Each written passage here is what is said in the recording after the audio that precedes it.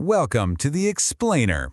Today, we're diving into a really fascinating educational model called #Future School.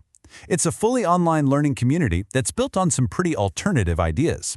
We're going to break down their entire blueprint, using their own materials to see exactly how it works. This quote right here, this is pretty much the entire foundation of #Future School. It's a huge claim, and it really sets the stage for everything they're trying to do. The core argument is that our world has changed so dramatically that the old ways of teaching, well, they just don't work anymore. All right, so what kind of world are they actually talking about? Let's take a closer look at the problem that this whole educational model was built to solve. Future School frames today's reality as a VUCA world. It's an acronym you might have heard before. It stands for volatility, uncertainty, complexity, and ambiguity.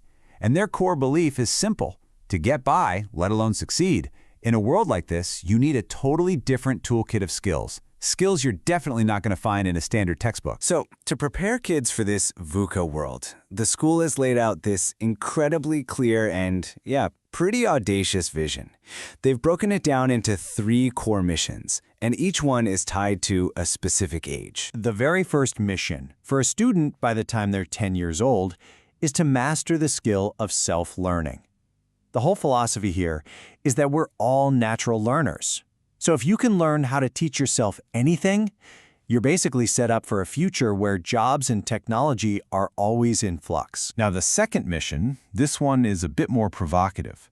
By age 15, the goal is for students to actually achieve financial independence. #Future School draws a direct line between what you learn and its real-world value.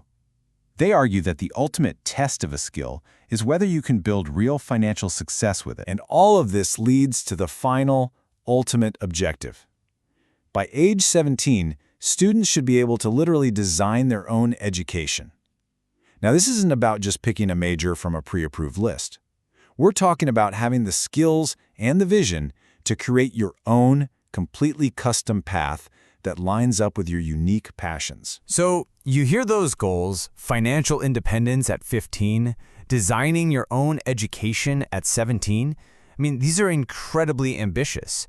The obvious question is, how on earth do they plan to make any of this happen? Let's get into the mechanics of it. The how of #Future School really comes down to 2 main pillars: their core methodologies and their very unique approach to curriculum. Okay, first let's talk about their method. It's really a 3-part system.